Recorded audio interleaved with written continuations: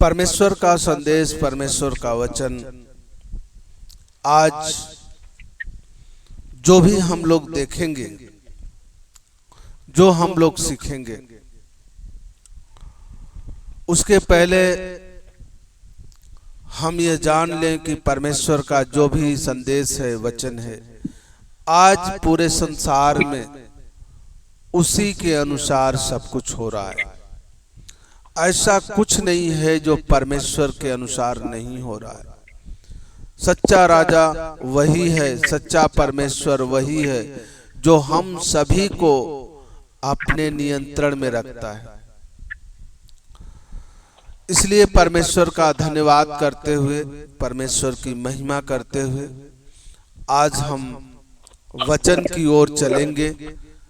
तो हम सब ये चाहते हैं कि यदि आप लोगों में से कोई परमेश्वर के वचन के लिए प्रार्थना करना चाहे तो प्रार्थना करें, फिर हम लोग वचन में परमेश्वर के चलेंगे। धन्यवाद धन्यवाद देते राजाओं के राजा, प्रभु के प्रभु, हम धन्यवाद देते खुदा बन यीशु राजा। इस समय के लिए हम धन्यवाद देते पिता, धन्यवाद देते मेरे यहोवा परमेश्वर, सब आशीषों के लिए, सब बरकतों के लिए मेरे खुदा बन यीशु राजा।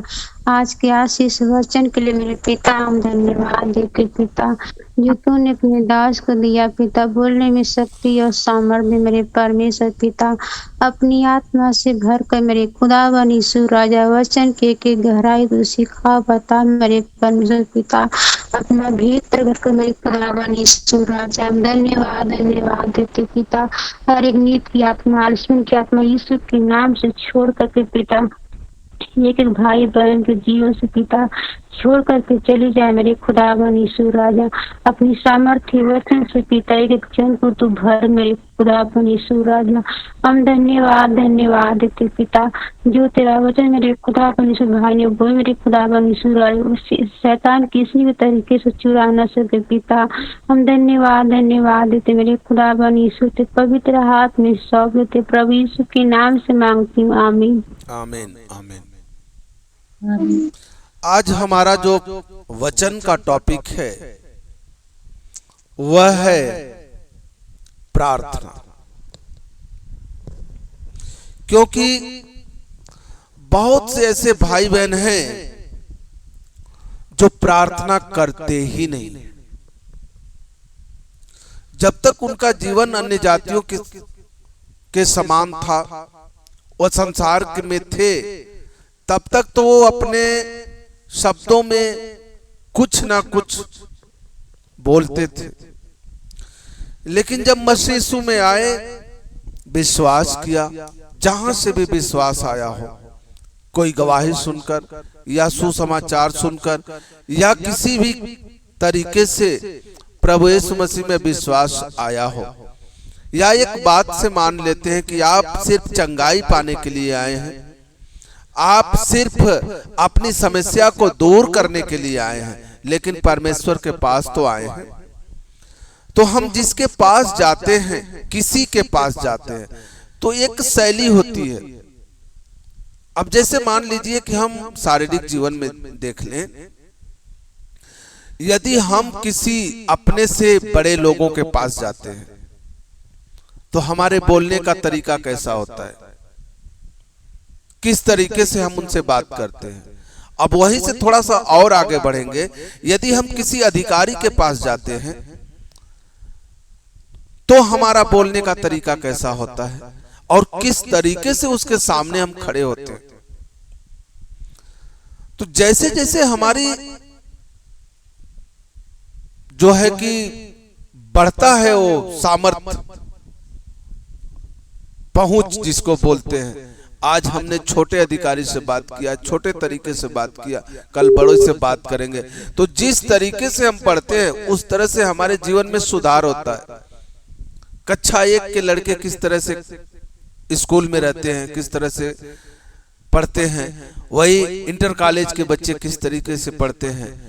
और वहीं पर अगर हम और आगे बढ़ेंगे तो जो यूपीएससी के बच्चे हैं, जो सर्विस की तैयारी कर रहे हैं, जो डिस्ट्रिक्ट लेवल पर कलेक्टर बनकर आते हैं वो किस तरीके से बैठते हैं क्लासरूम में, और उनकी पढ़ाई किस तरीके से होती है।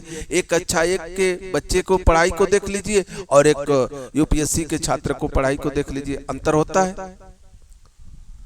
दोनों में अंतर होता है। इस तरह से जैसे जैसे हम पढ़ते हैं वैसे वैसे हमारे अंदर सुधार आता है, बदलाव आता है।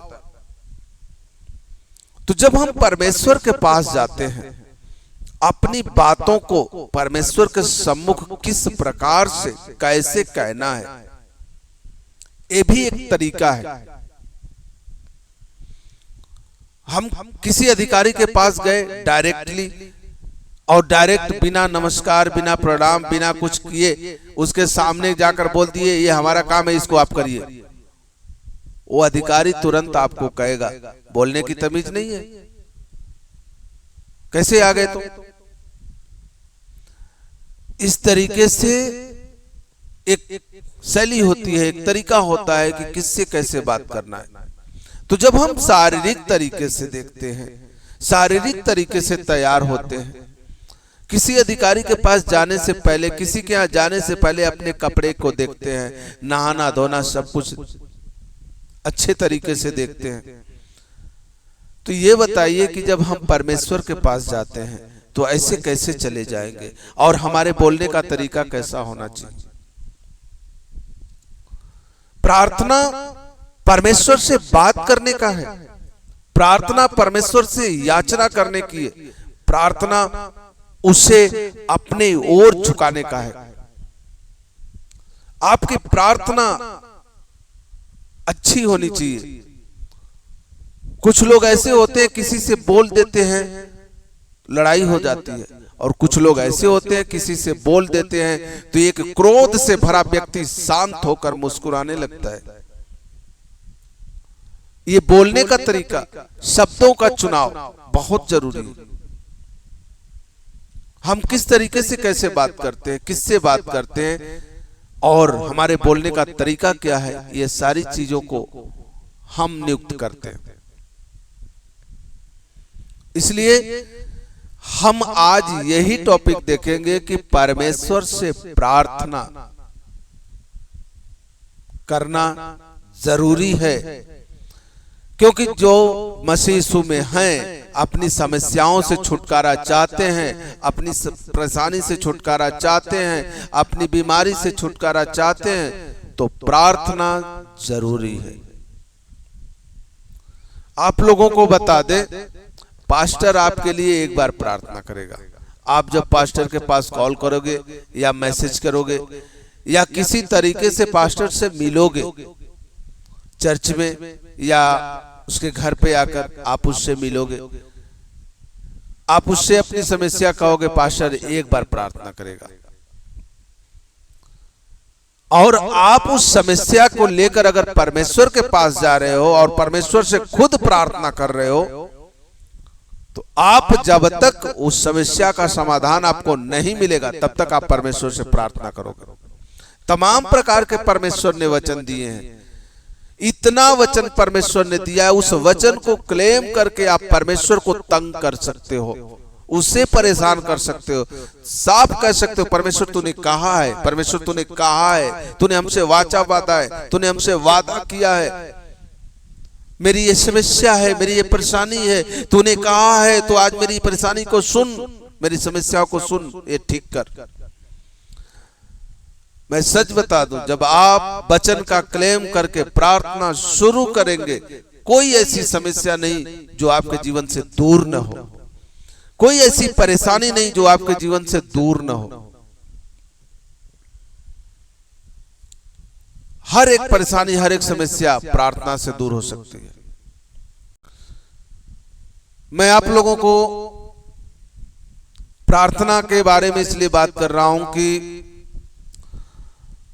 जब तक आप प्रार्थना नहीं करेंगे तब तक आप प्रार्थना में आगे नहीं बढ़ेंगे, और जब तक प्रार्थना में आगे नहीं बढ़ेंगे तब तक पवित्र आत्मा का अभिषेक आप पर नहीं आएगा। और ये आप जो सोच रहे हो कि हम प्रार्थना करा करके चंगाई को प्राप्त, वो चंगाई तो आपको मिल जाएगी, मगर जब उसके आगे जो समस्या आएगी उसके लिए आपको खुद लड़ना होगा। जैसे कि मैं अभी कुछ देर पहले ही कहा हूं कि पास्टर आपके लिए सिर्फ एक बार प्रार्थना करेगा, लेकिन आपकी अपनी समस्या के लिए आपको रोज प्रार्थना करनी पड़ेगी। परमेश्वर का एक वचन है कि यदि तेरे अंदर राई के दाने के बराबर विश्वास है तो इस पहाड़ से कहा वो चला जाएगा। कहां? दरिया में, समुद्र में सरक जाएगा, चला जाएगा। वही वचन लूका की पुस्तक में लिखा है कि यदि तेरे अंदर राई के दाने के बराबर विश्वास है तो इस पौधे से का, इस पेड़ से का उखड़ करके जहां का तहां जाके लग जाएगा।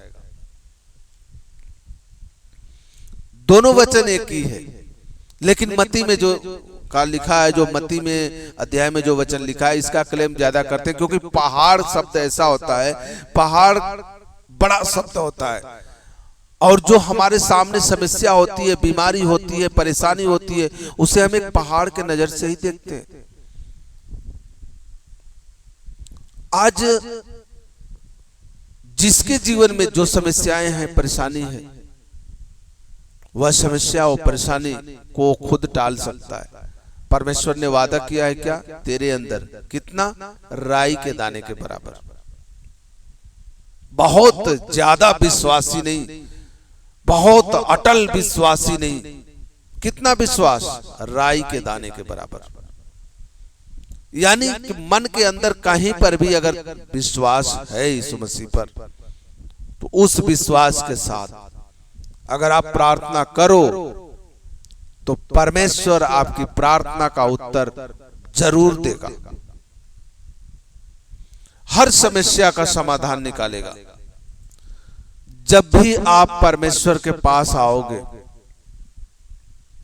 अपनी समस्याओं को परमेश्वर के सम्मुख रखोगे, परमेश्वर उस समस्या को जरूर सुनेगा, 100%। आज परमेश्वर हम सबको एक वचन कहता है, एक वचन पढ़ेंगे। आप लोग बाइबल अगर हाथ में लिए हैं तो वचन को निकाल लें। हम वचन पढ़ेंगे मत्ती की पुस्तक 26 अध्याय का 41 वचन। आप लोग उस वचन को निकाल लें। मत्ती की पुस्तक 26 अध्याय का 41 पद, और इसको पढ़ें। देखिए परमेश्वर ने क्या कहता है।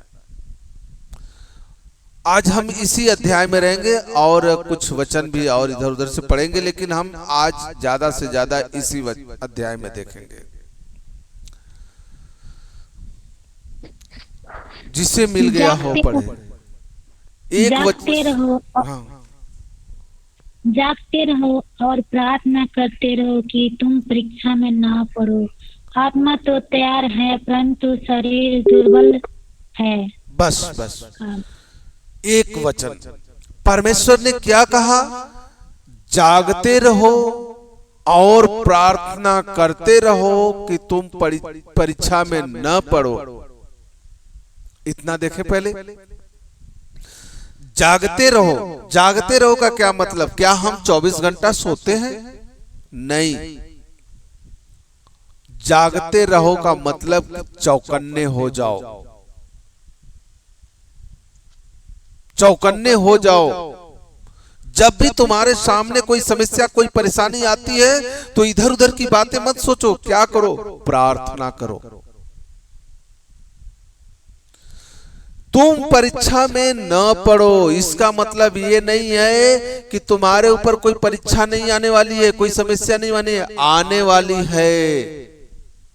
हर समस्या, हर परेशानी आने वाली है और आएगी भी, जैसे हमारे ऊपर आई थी। तो परमेश्वर ने कहा कि यदि तुम प्रार्थना करते रहोगे, प्रार्थना में लगे रहोगे, तो तुम परीक्षा में नहीं पड़ोगे। यानी कि समस्याएं आएंगी, परेशानियां आएंगी, दुख आएंगे, तकलीफ होगी, मगर कुछ पल के लिए उस परीक्षा से तुम्हें निकाल लिया जाएगा। लेकिन कब? जब प्रार्थना में लगे रहोगे तब। परमेश्वर ने क्या कहा? जागते रहो और प्रार्थना करते रहो कि तुम परीक्षा में न पड़ो। उसने ये नहीं कहा जागते रहो और प्रार्थना कराते रहो। कराते रहो उसने नहीं कहा, करते रहो कहा। तो आप जो है प्रार्थना करें। प्रार्थना करने के लिए परमेश्वर ने कहा है। और आगे लिखा है आत्मा तो तैयार है परंतु शरीर दुर्बल है। शरीर दुर्बल है, शरीर कमजोर है, आत्मा बलवान है। किस तरीके से शरीर कमजोर है? बीमार की वजह से? नहीं। क्या हम हिष्ट पुष्ट मोटे तगड़े नहीं हैं इसलिए? ऐसी कोई बात नहीं। वो शारीरिक कमजोरी की बात नहीं कर रहा है, मानसिक कमजोरी की बात कर रहा है। आज हम मोबाइल लेकर घंटों समय व्यतीत कर सकते हैं, मगर परमेश्वर के सम्मुख 10 मिनट की प्रार्थना हमारे सम्मुख भारी लगती है। मोबाइल लेकर हम घंटों फिल्म देखेंगे, घंटों गाने सुनेंगे, इधर उधर की रील्स देखेंगे, लेकिन परमेश्वर के वचन को, बाइबल को लेकर हम 1 घंटे पढ़ नहीं सकते, आधे घंटे पढ़ नहीं सकते। परमेश्वर की आत्मा आपकी आत्मा को बार बार झकझोरता है, आत्मा में इस आवाज को डालता है, मेरे बेटे तू मुझसे बात कर, बाइबल उठा, वचन को पढ़, चल कोठरी में दरवाजे को बंद कर, प्रार्थना में आ। लेकिन तब तक मोबाइल में मैसेज आ गया, तब तक किसी मोबाइल पे कॉल आ गई, कोई बात करने लगा, आप उसी में व्यस्त हो गए।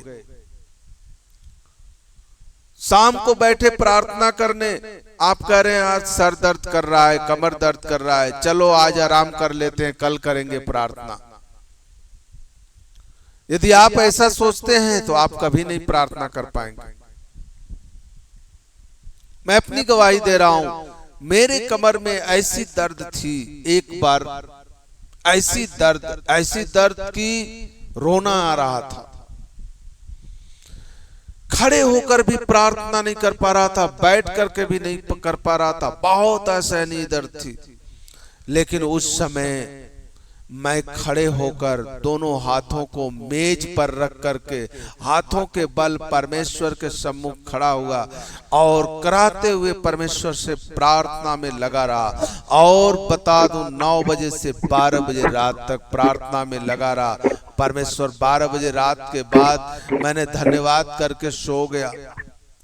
सुबह को दर्द गायब था।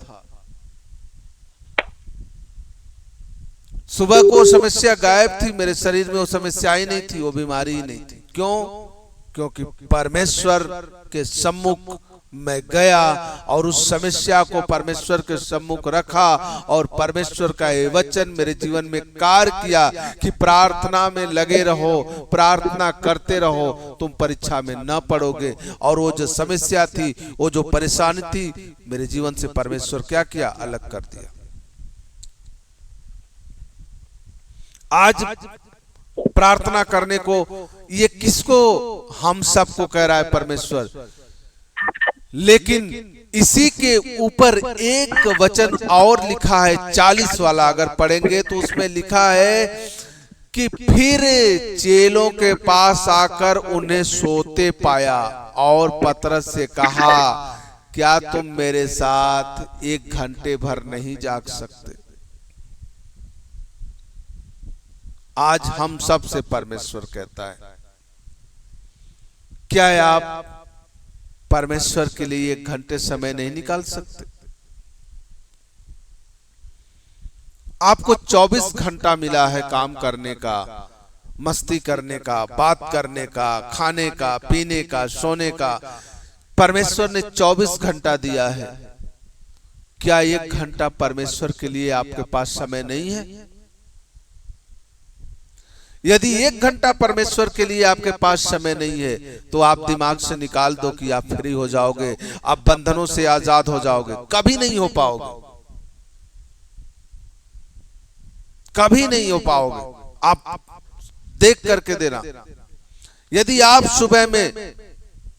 सुबह में अच्छी नींद क्यों आती है?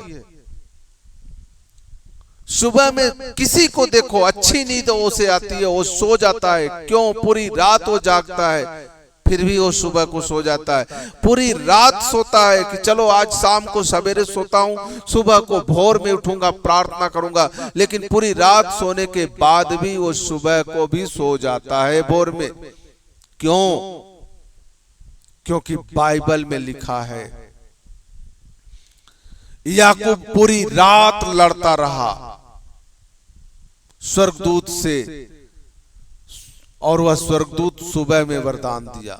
आपको जो कुछ मिलता है आप पूरी रात प्रार्थना करते रहेंगे, लेकिन उसका प्रतिफल सुबह को ही मिलेगा। आप सुबह में बैठकर, उसी सुबह में बैठकर 1 घंटे आप परमेश्वर के सम्मुख जाएं, परमेश्वर का धन्यवाद करें, परमेश्वर की महिमा करें, परमेश्वर से प्रार्थना करें, जो समस्या परेशानी परमेश्वर को बताएं, परमेश्वर को अपना जीवन समर्पण करें। भोर की प्रार्थना में बोले, प्रभु तूने, तेरा धन्यवाद, तूने बीते समय में संभाला, पूरी रात संभाला, मीठी निद्रा दी, तूने अब तक संभाल कर रखा। आज तूने मुझे एक नया दिन दिया, एक नई सुबह दी। प्रभु आज का जीवन मैं तेरे हाथों में सौंपता हूं, तेरे नियंत्रण में देता हूं। मैं बीमार हूं, ये भूल गया, मेरे अंदर ये समस्या थी, मैं भूल गया, क्योंकि तूने मुझे वो सारी चीजें क्या कर दिया, मेरे जीवन से अलग कर दिया, तूने मुझे चंगा कर दिया। वो रात गई, वो बात गई, रात बीत गई, वो बीमारियां भी गई, वो समस्याएं भी गई। आज तूने मुझे एक नया दिन दिया, एक नई अभिषेक, एक नया मसा, एक नया सामर्थ दिया है। आज मैं खुशहाल हूं, मैं विश्वास करता हूं कि आज का जीवन पूरा दिन आनंद से बीतेगा।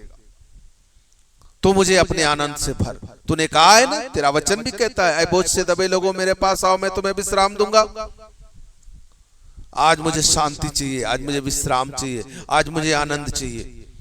ये जीवन तेरा है, आज पूरा दिन मैं तेरे राज में इस्तेमाल किया जाऊं। शैतान मेरे जीवन में कभी आने न पाए, कभी इंटरफेयर न कर पाए, शैतान की योजना मेरे जीवन से नष्ट हो जाए। ये भी प्रार्थना करो कि आज पूरा दिन परमेश्वर मुझे बुरे कामों से, बुरे विचारों से, बुरे लोगों से बचाना। मेरे हृदय में क्रोध न आए, मेरे मुख से गालियां न निकले, श्राप न निकले, मेरी दृष्टि से कुदृष्टि नहीं पड़े किसी भाई पर, किसी बहन पर। मेरी आंखों को पवित्र रखना, मेरे मुख पर चौकसी रहे। ये सारी चीजें प्रार्थना में जाओ। भोर की 1 घंटा प्रार्थना आप करके उठो।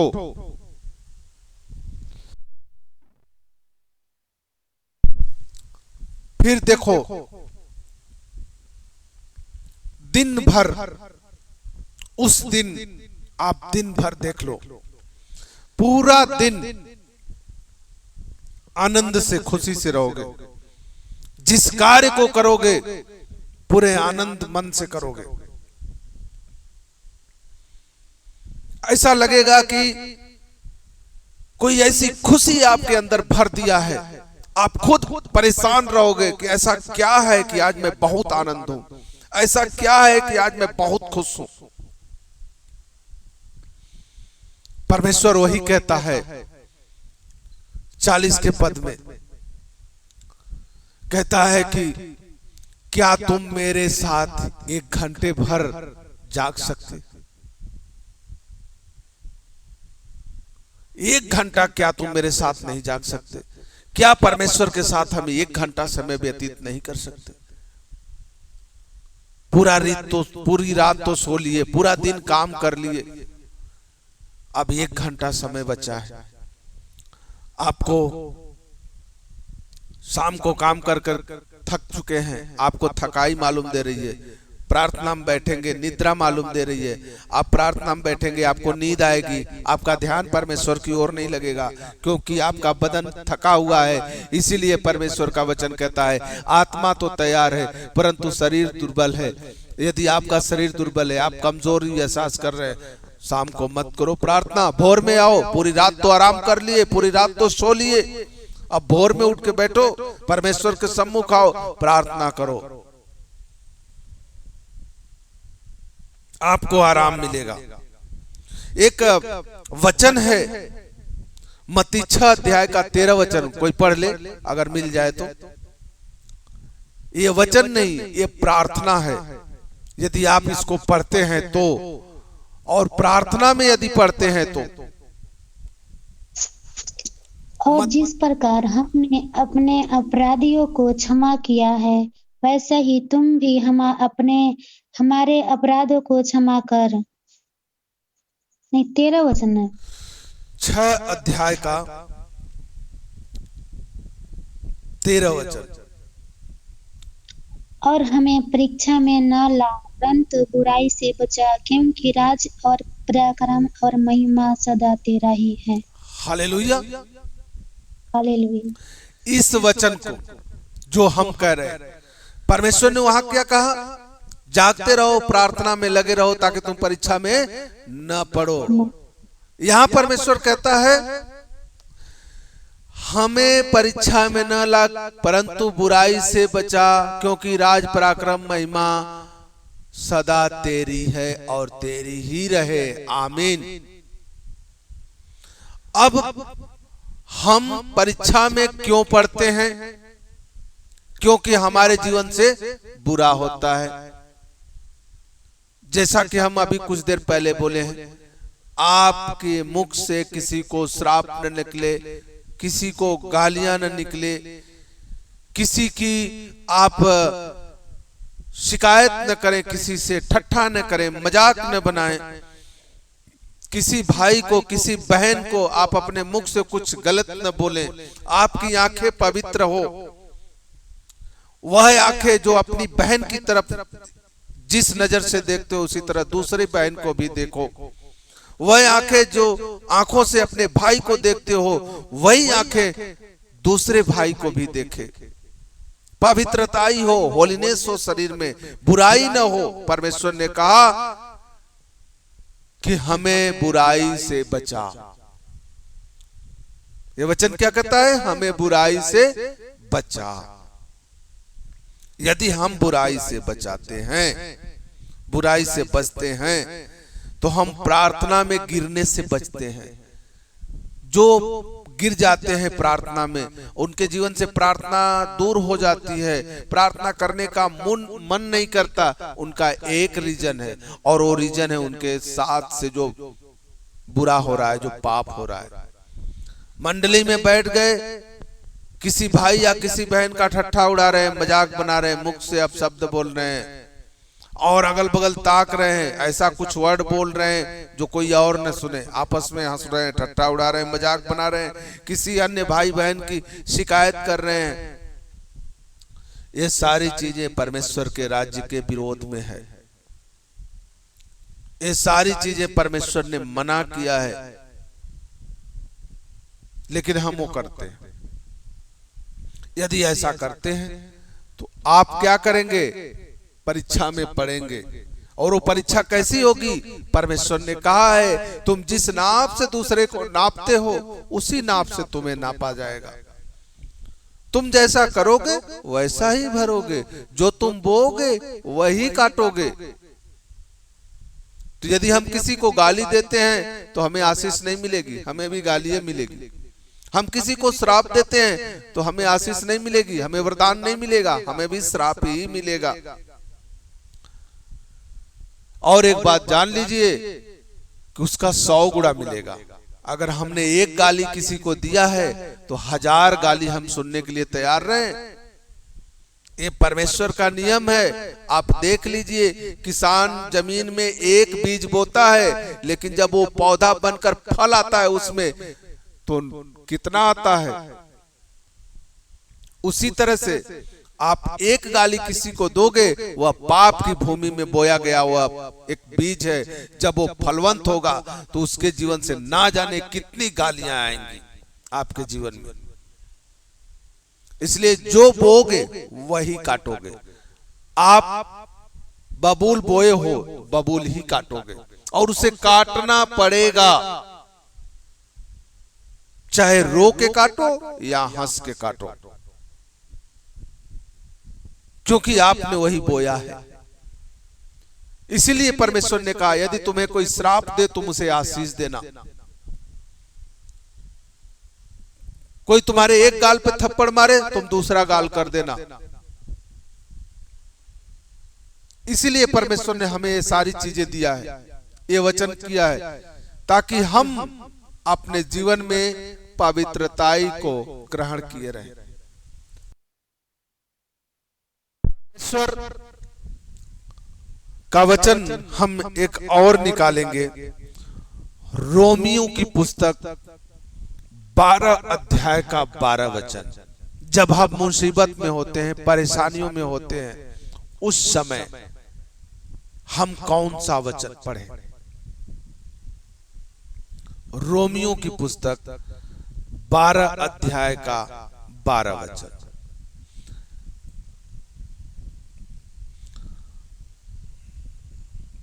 मिल गया? आशा में आनंदित रहो, कलेश में शिथिल रहो, प्रार्थना में निरंतर लगे रहो। हालेलुया। हालेलुया। परमेश्वर कहता है आशा के विषय में आनंदित, क्लेश के विषय में धैर्य रखें, प्रार्थना के विषय में स्थिर रहें। क्या है? हमारे जीवन को शुद्ध करने का मूल इसको स्रोत मान लेते हैं। परमेश्वर कहता है कि जब हमें किसी भी प्रकार की आशा हो, जैसे आप एक बच्चे को ले लीजिए, हम आनंदित क्या है बताते हैं। जो छोटा बच्चा होता है ना, जो दूध पीता है, कुछ बच्चे ऐसे होते हैं, कुछ बहन ऐसी होती हैं जिनको दूध कम होता है, अपने बच्चे को नहीं पिला पाती हैं, तो क्या करती हैं कि पाउडर का दूध बच्चों को पिलाती हैं।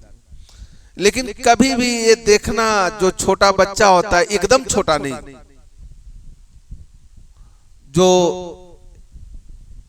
बैठ सके ऐसा बच्चा, जो कुछ थोड़ा मोड़ा समझता हो, अगर उसको भूख लगी हो और उसकी माँ एक बर्तन में पाउडर और पानी मिलाकर दूध बना रही हो, उस बच्चे को ये आशा रहता है कि अब मेरी माँ मुझे दूध बनाकर देगी। लेकिन उस समय वो बच्चा रोता नहीं है, आप देखते रहिएगा, हंसता है, आनंद होता, खुशी मनाता है। एक तरफ वो उसका रोना तो रहता है, लेकिन दूसरी तरफ वो हंसता है, उसकी हंसाई भी रहती है उसके अंदर।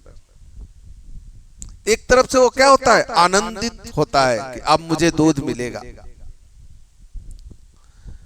तो परमेश्वर का ये जो बच्चों का जो उदाहरण दिया जाता है, परमेश्वर ने कहा है कि बच्चों को मना मत कर, मेरे पास आने दे, क्योंकि स्वर्ग का राज ऐसों का ही है। इसका मतलब हमारा मन बच्चों जैसा पवित्र होना चाहिए। बच्चे जैसा नहीं होना चाहिए, बच्चों जैसा पवित्र होना चाहिए। बच्चे को क्या है, एक थप्पड़ मार दो, फिर चुटकी बजाओ, मुस्कुरा कर देखेगा, हाथ फैला दो तुरंत आएगा, वो ये नहीं देखेगा कि इसने मुझे मारा है। ऐसा परमेश्वर का है, बच्चों जैसा हमारा मन क्या होना चाहिए? पवित्र होना चाहिए। और वही पवित्रता यहां बता रहा है कि आशा के विषय में आनंदित रहो। जो हम परमेश्वर से अगर कुछ पाने की इच्छा रखते हैं, जो कुछ हम प्रार्थना में मांगते हैं, तो ये विश्वास में रहें, आनंदित रहें कि परमेश्वर हमें देगा। ये आनंदित मन आपके पास होना चाहिए। ये नहीं कि पता नहीं मिलेगा कि नहीं मिलेगा, दुखी मन से नहीं। मैं एक कलीसिया में जाता था, अब जाना छोड़ दिया। वहां पर जब परमेश्वर की धन्यवाद की प्रार्थना होती थी, तब भी वहां पर कुछ बहनें थी जो रोती थी। जब गवाही के लिए प्रार्थना होती थी, तब भी वो बहनें रोती थी। जब वो गवाही देने आती थी तब भी रोती थी। मैंने कहा कि ये कौन सा है, समझ में नहीं आता है। गवाही आनंदित मन से दो, खुश होकर दो कि परमेश्वर ने मुझे इस समस्या से बाहर निकाला। धन्यवाद की प्रार्थना में रोना नहीं है, धन्यवाद की प्रार्थना में परमेश्वर को धन्यवाद करना है, उसकी स्तुति करनी है, उसका धन्यवाद करना है उस बड़े काम के लिए, उस अद्भुत काम के लिए, आज के दिन के लिए, आज के समय के लिए, आज के हमारे कामों में आशीष देने के लिए, आज के हमारे बच्चों को, हमारे प्रियजन को आशीष देने के लिए, हमारे पड़ोसी को आशीष देने के लिए, हम सबको संभालने के लिए, बचाने के लिए, हम सबको बचाया, मसीह यीशु में चुना, इस सारी विषय के लिए परमेश्वर को जब हम धन्यवाद करते तो हमारा मन कैसा हो? आनंदित हो। ये नहीं कि रो कर धन्यवाद क्या। हम जब गवाही दे तो मन आनंद हो, लेकिन उसमें भी लोग रोते। मैंने कहा ये सही नहीं है।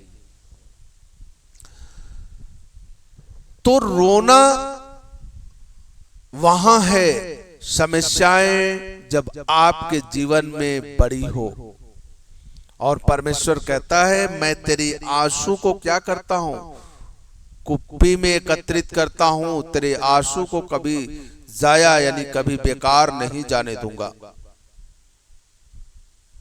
यदि हम कभी बहुत बड़े दुख और समस्या में फंस गए, जहां से निकलना हमारे लिए जैसे लगता हो कि असंभव है, और हम रो रहे हैं, हमारी प्रार्थना रो कर हो रही है, हमारी प्रार्थना में आंसू निकल रहे हैं, तो ये मान लेना कि परमेश्वर उसे कभी भी जाया नहीं होने देगा, कभी बेकार नहीं होने देगा।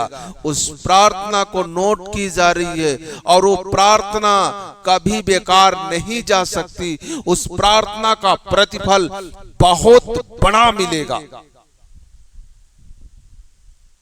ये मान लेना, क्योंकि परमेश्वर ने वादा किया है मैं तेरे आंसू को जाया नहीं होने दूंगा, तेरे आंसू को बेकार नहीं होने दूंगा, तेरे आंसू को मैं कुप्पी में एकत्रित करता हूं, और वो तब तक रहेगा न्याय के दिन तक। और परमेश्वर का वचन कहता है कि आशा के विषय में आनंदित, जब हमारे मन के अंदर किसी भी प्रकार की आशा हो तो हमें आनंदित रहना है। दूसरा परमेश्वर कहता है क्लेश के विषय में धैर्य रखें। ये अच्छी चीजें हैं। बहुत से लोग सिखाते हैं कि जब दुख पड़े, मुसीबत पड़े, समस्या पड़े तो मन को शांत रखें, उलझे न, क्योंकि जब उसको लेकर हम उलझेंगे तो और भी समस्या हमारे सामने बड़ी हो जाएगी। तो परमेश्वर भी हमें ये आदेश दे रहा है, अपने वचन से हमें सावधान कर रहा है, हमें सिखा रहा है कि जब क्लेश आए, जब समस्या आए, जब परेशानी आए तो हम धैर्य रखें, घबराएं नहीं, अब क्या होगा, ये हो गया नहीं, शांति, मन को शांत रखें। दूसरा, प्रार्थना के विषय में स्थिर रहें। जो प्रार्थना का विषय हमारा होता है उस पर हम अटल रहें, उसे चेंज न करें, और यह विश्वास रखें कि हमारा प्रार्थना जो भी है परमेश्वर उसका उत्तर दे रहा है। अरे जब परमेश्वर शैतान से पूछ सकता है कि तू कहां से आ रहा है, तो हम तो उसके बेटे हैं। अय्यूब की पुस्तक में पढ़ लेना कि शैतान घूमते टहलते जब परमेश्वर यहोवा पिता के पास गया, परमेश्वर ने कहा कहां से आ रहा है तू? शैतान ने कहा धरती पर से घूमते टहलते इधर उधर भटकते आ रहा। परमेश्वर ने कहा तू धरती पर भटकने गया था, तो ये बता कि वहां मेरा एक दास, एक बेटा है मेरा, उससे तू मिला? उसने कहा कौन? कहा अय्यूब। जाकर मिल उससे, देख उसका विश्वास कैसा है। आप भी ऐसे बनो, परमेश्वर के प्रिय बनो, कि आपकी गवाही परमेश्वर दे स्वर्ग में, आपकी गवाही परमेश्वर स्वर्गदूतों से कहे कि एक मेरा बेटा है, एक मेरी बेटी है, नीचे देख कि दुख में हो, संकट में हो, तकलीफ में हो, लेकिन हर पल आनंदित रहता है, क्योंकि उसकी आशा, उसका विश्वास किस पर है? मुझ पर है।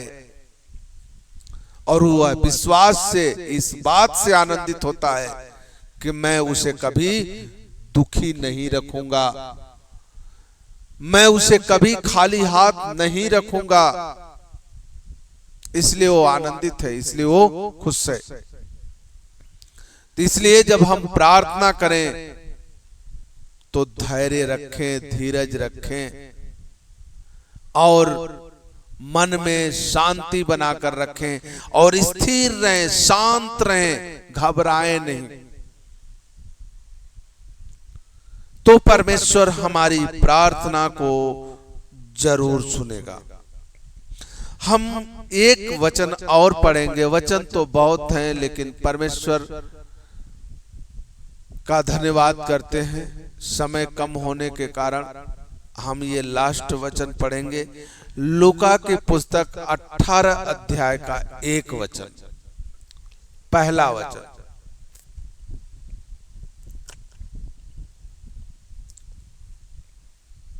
मिल गया हो तो पढ़ें। फिर उसने इसके विषय में कि नित्य प्रार्थना करना और हियाव न छोड़ना चाहिए, उसने यह दुष्टा सा कहा। हालेलुया।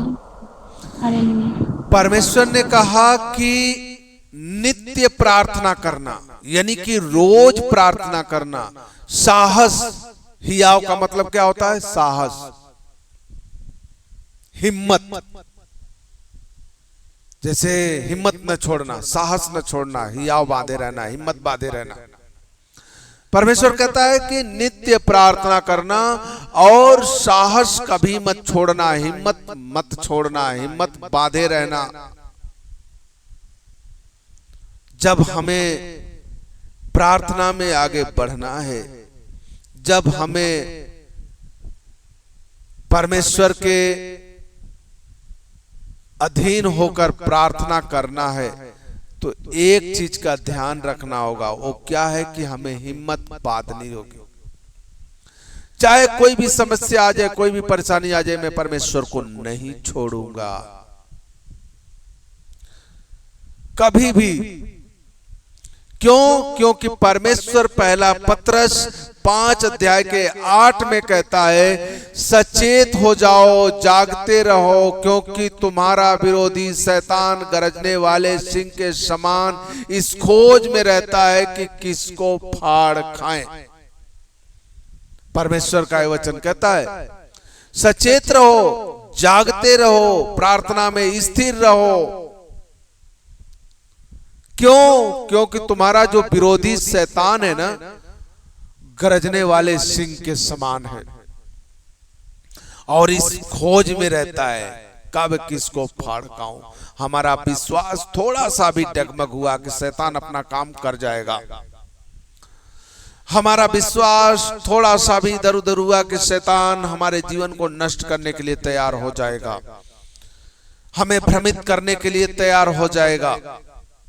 इसलिए परमेश्वर कहता है सचेत रहो, जागते रहो। जागते रहो का मतलब जैसे कि उस वचन में पढ़ा गया मत्ती 26 अध्याय के 41 में, जागते रहो, प्रार्थना में लगे रहो कि तुम परीक्षा में न पढ़ो। यहाँ पर भी परमेश्वर कहता है जागते रहो, क्योंकि तुम्हारा विरोधी शैतान गरजने वाले सिंह के समान है। जागते रहो का मतलब क्या है? प्रार्थना में लगे रहो, सचेत रहो, सावधान रहो, अपने जीवन से कोई पाप न होने दो, कोई बुराई न होने दो, कोई गलत काम न होने दो। इस बात से लिए सचेत रहो, सावधान रहो, जागते रहो। यदि कोई गलती हो गई, कोई पाप हो गया, परमेश्वर के सम्मुख जाकर प्रभु मुझे क्षमा कर, पाप के वातावरण में रहती हूँ, प्रभु मुझसे गलती हो गई, मुझे क्षमा कर, तेरा लहू मुझ पर आए, मुझे पवित्र करे, क्योंकि मैं तेरे लहू के द्वारा धर्मी हूं। ये जो प्रार्थनाएं मैं आप लोगों को बता रहा हूं, ये सारी प्रार्थना आप लोग मुझसे बेहतर कर सकते हो, मुझसे अच्छे कर सकते हो, परंतु आप अपने मुख को खोलो, प्रार्थना करना शुरू करो। आप एक शब्द से दूसरा शब्द बोलना शुरू करोगे, तीसरा शब्द बोलना शुरू करोगे। एक दिन ऐसा समय आएगा आप घंटों प्रार्थना में रहोगे, फिर भी आपके शब्द समाप्त नहीं होंगे।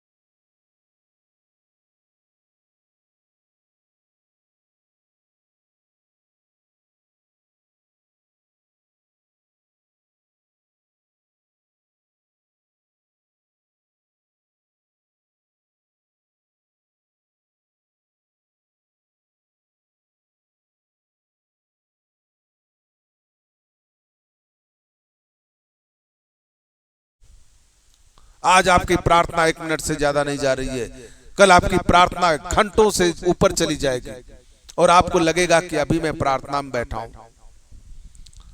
इसलिए प्रार्थना करते रहो, प्रार्थना में लगे रहो। तो परमेश्वर का धन्यवाद करते हैं, परमेश्वर की महिमा करते हैं आज के वचन के लिए।